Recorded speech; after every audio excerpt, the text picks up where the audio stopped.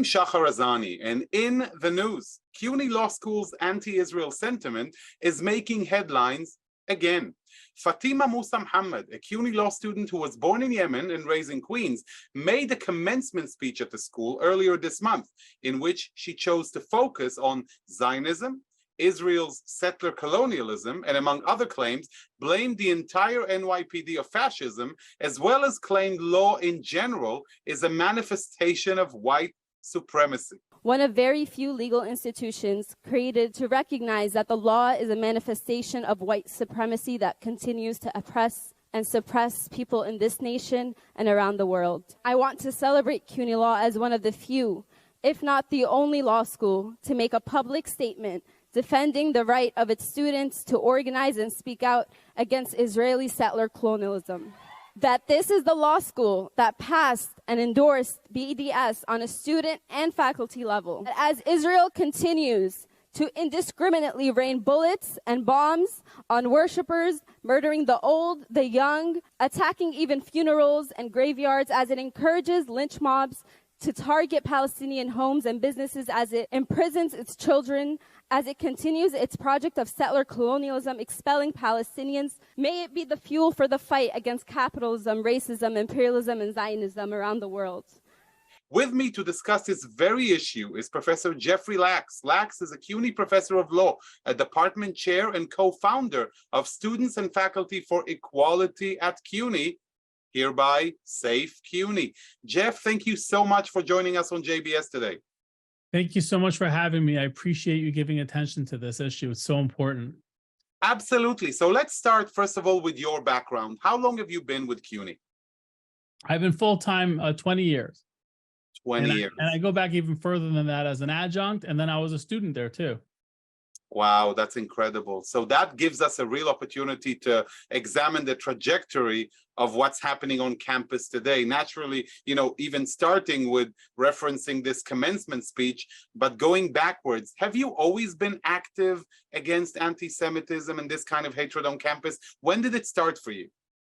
This is not something I ever looked to get into, but when I started seeing it, when I started coming across it, maybe 7, 8 years ago, I felt a very profound obligation to do something about it, to say something about it, to act on it, because I come from Holocaust survivors. You know, for people like me who come from that generation, 4 Auschwitz survivors and 8 great-grandparents who were gassed to death by the Nazis, you know, people like me understand it's not a choice. It doesn't feel like a choice. I never felt like I had a choice, but to do everything I can to make sure we never get anywhere even close to that again. And so scary and horrifying to feel like we are starting to get close to that. I mean, that's how I feel, actually, which is hard. I never thought that I would feel that way in my lifetime. And if we don't put a stop to it now, goodness gracious. I mean, Albert Einstein himself, a lot smarter than me, right? Wasn't aware of the dangers until it was almost too late for him. And so we need to learn from that. You know, you mentioned a few years ago, and I remember an instance, I believe it was in 2015 when I was walking, I believe it was right outside of Hunter College, and there was a demonstration against what was supposedly the issue of tuition hike and free tuition, but the chants outside, Jeff, were Zionists out of CUNY and long live the Intifada. And naturally, when you think about those words and as they protest money, we all know what comes to mind. Well, Zionism out of CUNY means me out of CUNY. It means get Lax out of CUNY, get anyone like him out of CUNY. I am under investigation currently by CUNY for complaining about anti-Semitism. I'm not exaggerating. You are under investigation? Yes.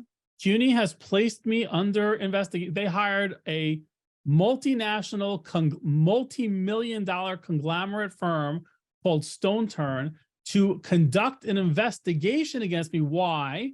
Because I complained that BDS activists were put in charge of hiring anti-Semitism DEI officers. I filed that complaint on August 16th, 2022. The investigation against me stems from that exact date. They even say so. They didn't give me a copy of the complaint. Listen to this. America, 2023, amazing. They didn't give me a copy of the complaint. They didn't allow me to testify in my own defense. They didn't allow me to testify in my own defense. And I just found out from external court documents and a separate legal filing that the investigation was completed and handed into CUNY on February 28th, 3 months ago. 3 months ago, and they refused to give me the results of the investigation. They refused to tell me whether I was found liable for complaining about anti-Semitism. That is scary. I am speechless, and people who know me know getting me speechless is difficult. It's unbelievable. And have you received any response to your complaint about hiring those anti-Semitic officials? Well, they hired an external firm, and they didn't allow my actual complaint to be investigated. They said they wanted to limit it to one part of the complaint. I was complaining about, we have EEOC substantiated claims against my campus, that there was pervasive discrimination against Zionist Jews, against observant Jews. Events were held on Friday nights on purpose to exclude them. The EEOC substantiated all these claims, and that they banned Orthodox and Zionist Jews from faculty groups on our campus. So the EEOC substantiated all of my claims. The president of my campus, for over 2 years now, since that decision has been issued by the Equal Employment Opportunity Commission, refuses to speak with me, refuses to have a conversation with me, won't meet with me, even though she's my direct, I'm a department chair. So she's my direct supervisor, but she won't speak to me. And she's been retaliating against me cruelly ever since. So the school decided they're not going to investigate the 2 years of retaliation she has promulgated viciously against me. And I'm not even going to start it here, Shahar, because it is so sick what she has done to me over 2 years. They're not investigating that. They only want to investigate the last thing I complained about. And I said, well, that's not enough. That doesn't violate CUNY policies. It's one tiny fraction of the story. So it was a joke. And they filed their complaint against me in response to my complaint. And I said, that's another problem. I'm withdrawing my complaint because you're retaliating against me for it. And they wouldn't let me withdraw it. So as far as I am aware, the investigation is in limbo because they're not willing to investigate my actual complaint, and they're investigating me for filing it. I must admit, Jeffrey, I'm shocked. Is there no accountability at CUNY? Is this the wild, wild east? What's going on in that school? Impunity. This is what it means to operate with total and complete impunity. We put out a report a couple of months ago, S.A.F.E CUNY, my group S.A.F.E CUNY did, that CUNY is the most systemically anti-Semitic university in the nation. And it's well-sourced. It's documented very thoroughly and deeply with a lot of information, a lot of detailed information. It comes from where it comes from, unfortunately, and why it's so bad. I'm going to skip right to the answer right away for you and your viewers. Why is it so bad at CUNY? Because the highest level people are anti-Semites themselves.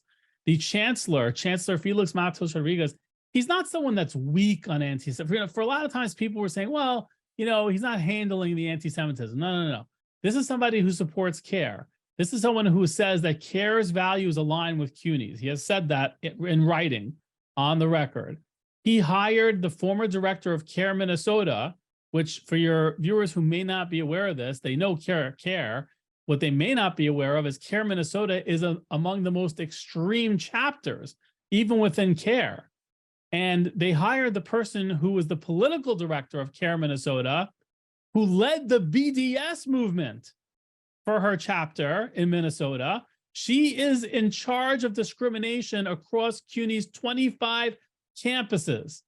She is the top person. She's a chief diversity officer. She oversees anti-Semitism investigations.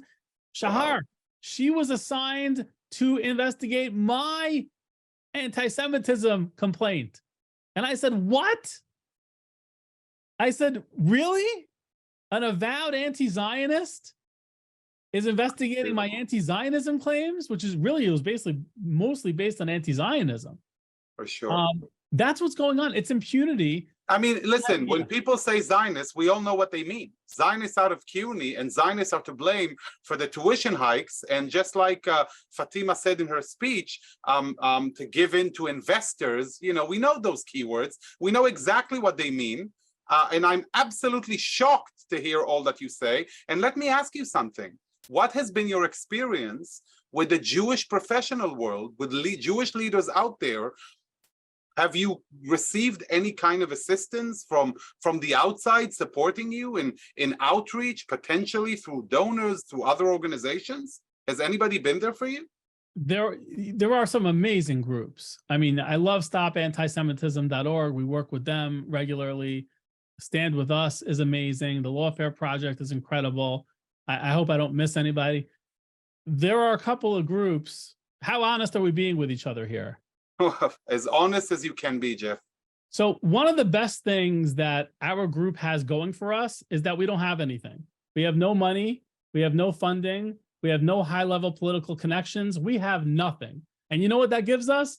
The ability to say the truth, whatever we want, just because it's true. Right. So Hillel International, I'm going to call out the groups that have been an absolute, utter disgrace.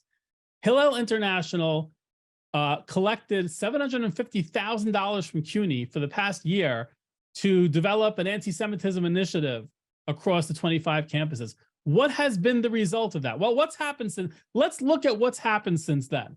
Since that time, Sally Abdallah, the care director, has been hired in charge of all discrimination across CUNY. CUNY's discrimination portal has the CARE-endorsed Jerusalem Declaration of Anti-Semitism on there, negotiated by Ina Vernikoff, who also a do-nothing politician who came out guns a-blazing in the beginning, fighting anti-Semitism, but then not only does nothing, but gets cozy with the chancellor, and then will only protect him and lie for him. So she negotiated this portal, and she called it Ina Vernikoff, Councilwoman Vernikoff, called this a historic move to combat anti-Semitism. She called their discrimination portal a historic move to combat anti-Semitism. That's not just a lie. That is a disgrace to tell your Jewish constituents that a discrimination portal that has Sally Abdallah in charge of it, and that has the Jerusalem Declaration of Anti-Semitism endorsed by CARE listed on it, and that was partially drafted by Peter Barnard, and she sends an email to her. She sends an email, this is on record, to her donors that this was a historic move to combat anti-Semitism. It does nothing to combat anti-Semitism. You know what it does? It enables anti-Semitism. Now, because I have no connections to these people, because I get no money from anybody, I can tell you the truth. People need to know the truth. Hillel was involved in the same negotiation. Hillel was involved in getting this done. Hillel has accomplished nothing but make the situation for Jews like me and the thousands like me. I'm not speaking on behalf of myself. I'm speaking on behalf of thousands of Zionist Jews. Yeah, Jeff, tell us about S.A.F.E CUNY for a minute. When did you establish that group, and what have you done so far? Well, S.A.F.E CUNY was established really to protect Zionist Jews who have been historically and systemically discriminated against at CUNY. It's been going on for a long time. We really want to protect all Jews and all underrepresented classes, but the main focus really is on, getting Zionist Jews included, not being excluded from conversations, not being told to get out of CUNY, as is happening now almost on a daily basis. The union says that. The Graduate Center union is saying that currently. Students are saying that certainly all the time. And they don't, and Jewish students, you hear every day, they're scared to speak up. They're scared to speak up because they're scared about what's going to happen to them from their professor, from their fellow students. On my campus, there was a Kingsborough student who took a baseball bat and beat the living hell out of a man wearing a yarmulke, and he yelled, "Kill all Jews, free Palestine." Wow. And the president of my campus, the one who's been retaliating against me for 2 years, said nothing about it, not one word. It's our own student who did this. And she speaks out about every class. And I commend her for that. When the George Floyd thing happened, she spoke out about it for the Black community, and I supported her. And I went on TV and I covered the George Floyd case and Derek Chauvin. And when Asian Americans were being attacked, she spoke out about it. And I applauded her and I was with her. But when a Jew with a kippah is attacked with a baseball bat by one of our own students, she says nothing, not one word. What kind of a person who knows about it? She can't claim she didn't know, because I told her multiple times and I sent her news articles about the story. That is where we are. That is a scary place, Shahar. You know, I was just thinking about this, about the recent speech, this Fatima student who spoke the way she spoke, and I listened. It took guts and it took a lot of patience for me to listen to all of that disgusting vitriol. And I was thinking to myself, if I'm a Jewish student sitting there listening to this, how do I feel? And quite honestly, I think I'd be afraid to be surrounded by that and all of the chants that accompanied her. And I thought to myself, what would have been the situation had she spoken out about, against, let's say, African Americans, or against Asian Americans, or against any other minority group? It seems they can only get away with this when they do it to Jews. Yeah, because they separate everyone to oppressors or the oppressed. And Jews are no longer allowed to be in the oppressed category. So we are therefore all oppressors. And I got to tell you something. I'm speaking personally here. I can only speak for myself. Sure. From where I come from, I'm being honest with you. Not one time in my entire life have I considered myself white. Never. I never thought of myself as white. When I lived on the block that I lived in Staten Island, and this white kid named Keith used to beat me up every day walking home from the bus stop and said, effing Jew, and used to punch me in the head, I didn't think of myself as white. When my grandparents, only one of them was comfortable talking about the Holocaust, but when she did, I never thought of myself as white. There is not, when I have application forms and the only choices are, things that I don't feel apply to me, I'm very uncomfortable because I don't feel white. I am not white. I've never felt white. No one has ever treated me white, ever. So this idea that I'm an oppressor, as if even my family somehow owned slaves, which is ridiculous. But, Jewish people who come from my background never had any hand in any type of white supremacy, nor were we ever considered white, and yet I'm the white oppressor.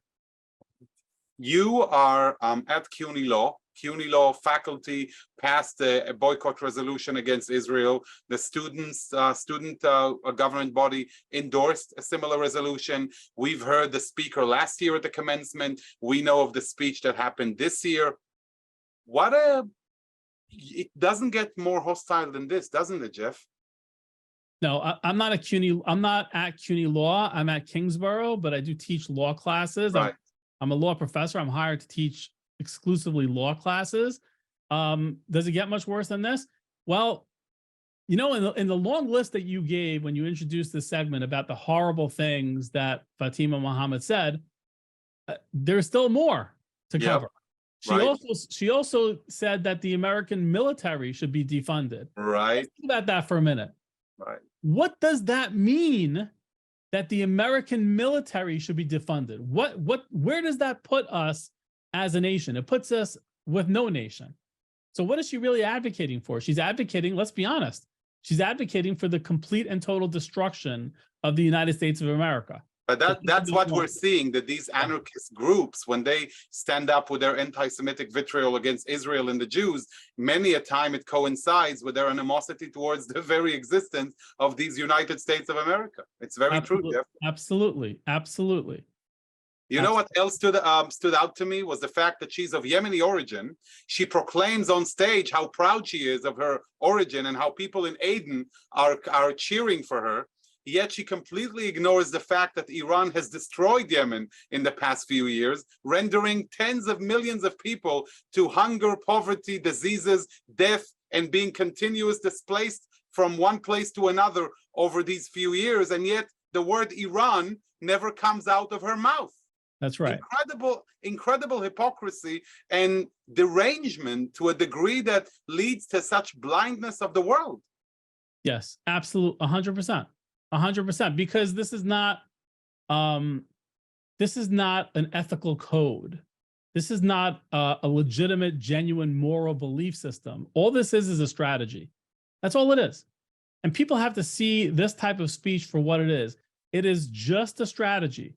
It's a strategy to align as many people as they can, as many groups as they can, against Jewish people, against, I would also say at this point, all white people, against capitalism, against freedom, in support of really they're Marxists. They're not just communists, they're Marxists. And that's important because Marxism specifically is extraordinarily anti-Semitic. I mean, Karl Marx wrote the essay on the Jewish question, or I forgot the exact title. And a lot of times as a test, I'll take out a line from Karl Marx's essay on the Jews, and I'll put it on Twitter, and I'll say, who said this, Hitler or Marx? And people will guess Hitler. And it's usually not. It's usually Marx. You know, Marx calls money the god of the evil god of the Jews, and says so many crazy things like that. And so there's a reason why they're Marxists. You know, people at my campus celebrate Marx's birthday on Facebook. We see this stuff. They'll post big celebrations on Karl Marx's birthday. Why Karl Marx? Why not any other communist? And I really, truly do believe it's because that rooted in Marxism specifically is the destruction of Judaism. Well, how dangerous do you think her speech is? And what does it teach you? What does it tell you about the direction in which CUNY Law is headed? Very dangerous. That is the worst commencement speech I've ever heard. And I've been doing this 20 years full time. That's the worst commencement speech I've ever heard, the most vile language I've ever. There's a reason why this is going viral and so many people are so angry about this. Because it reveals a few things. It reveals a real agenda that's so scary. It reveals an agenda to get rid of Jews. That's really what it does. And it reveals an agenda to implement Marxism and, like you said, complete anarchy with the ends of the total destruction of the United States. I mean, there is no other way to take her speech than advocacy of destroying the United States of America. There's no other way to take it. No matter how you listen to it, when you talk about the military shouldn't be funded and law enforcement shouldn't be funded, there's only one way to read that. So it is the scariest. Yeah. Jeff, faculty was sitting on stage next to her. There were adults in the room, yet none of them, against this tsunami of hatred and animosity, none of them did anything rather than clap like, pardon my French, useful idiots, without even saying a word in what is clearly a teachable moment, where the microphone should have been taken even if they chose not to interrupt her, and say something against this hatred. There are people in the audience, students of whom you spoke, who should have been intimidated to their core as a result of what is a clear and direct threat to their very well-being. Why hasn't that happened? Yeah, I listen, I can't say it much better than you just did. I wouldn't describe them, though, as useful idiots. I would describe them as evil people. And the reason why I say that is these are not typical faculty members. These are members of the bar. These are attorneys. These are attorney professors. These are academic legal scholars. So this is not just a typical sociology teacher on a random college campus. These are people who understand the limits of the First Amendment. Listen, I'm not a First Amendment expert, but I know enough about the First Amendment as a lawyer. So imagine what they know. These are some of these people on the stage were constitutional law experts. For them not to understand the line between inciting violence and free speech is truly scary. And the message it sends is it's okay to cross that line into inciting violence. She called for rage against Zionists, right? Let's remember that. She called for rage against Zionists, and she called for rage against capitalism. And I would submit to you that a lot of academic lawyers would say to that is incitement to violence. And if someone gets hurt, there's liability there. And these law professors, let it not be forgotten, these are law professors, sat there and, like you said, applauded. So it wasn't just disgusting. It wasn't just nauseating. It was downright dereliction of duty that should subject that school to liability if something bad happens out of this. Which is why your work is super important, because what we've seen over the past few years, the chants I mentioned were on the street in 2015, and clearly over the past few years, we've seen this kind of venom penetrates and trickles into the very establishment of CUNY, now manifesting itself at its best. Hopefully, I have to tell you, Joe, Fatima has made a strategic mistake in showing her cards in such a clear and blatant manner, in the hope that finally the alarm that you've been trying to sound in the last few years will finally be heard without personal repercussions to you, but with your leadership inside of this system to try and bring about the change from within. And at this point, because we're reaching the end of a very interesting conversation, Jeff, I want to ask you, how do you see the future? Where do we go from here? I say this with a heavy heart, okay? We don't have the numbers. Jews have never had the numbers. We just don't. That's a harsh reality. This battle is going to be won in the courts, if it's going to be won at all. But I say something else with a much even heavier heart, and that is this. Jewish organizations have to stop letting us down. When you have, and I'm not going to start naming all the ones that I'm so disappointed in, but I named one already. When you have Jewish organizations who are covering for CUNY, who lie for CUNY, who say things that are not true just to ingratiate themselves and ingratiate their positions of power that they have with top leaders and politicians in New York City and even above, possibly the federal level, that's the end of the Jewish people. That's the end. If people are not brave enough to stand up and tell our own Jewish leaders, enough, this ends now. You cannot be covering for anti-Semitism, then we are finished. The only way we can save ourselves is by saving ourselves. And there are some Jewish organizations that CUNY, CUNY, for example, I know how CUNY works very well. I've learned a lot over the past number of years. They know which Jewish organizations to go to that will cover for them. Let me say that again. That's crazy. Think about that. They know exactly which Jewish organizations will go along with whatever they want to do just to have that relationship. That should nauseate any Jewish person listening to this interaction we're having today. And it has to end. We have to tell those leaders, enough, stop it. Don't gaslight your own people, because that's what always leads to these most horrible of circumstances that we've all seen happen in the past century alone. I can't even take the verb and move it in the direction that my mind is going in. All I'm going to say is thank you so much, Jeff, for your leadership and for all that you're doing. And I really do share your hope that Jewish organizations will leave the blue square and enter reality where fight should make a difference on the ground, and Jewish students, and I dare say Zionist students, can walk with their heads held high, not being exposed to not only threats, but also acts of violence. You're incredibly brave. We support you. And I just want to say that we here at JBS will continue to monitor the situation and fight the good fight, keeping the world updated about your very important struggle that's so meaningful to all of us, not just to you, Jeff. I'd like to thank you so much for joining us. And please, don't just keep up the great fight against this vile wave of hatred, but also keep us posted about all that you do. And thank you, thank you, thank you. Thank you so much for the time. Really appreciate it. And thank you for those words. And to you, our viewers, I'd like to thank you for joining us and to hearing this very important update. And make sure to keep yourself informed about all that's happening out there and make your voices heard, just like Jeff and his group is on the ground, so that all who need to listen to these voices must listen before we reach a dire, dire situation. Thank you all for joining us to this yet another ITN, shedding light on all the important issues of the day. I'd like to thank our director, Sloan Copeland, JBS's acting CEO, Dara Golub, our technical manager, Michael Paley, transmission manager, John McDevitt, and to our wonderful producer of In the News, Carol Lilienthal. For JBS, I'm Shahar Azani. Until next time, shalom and להתראות. See you soon.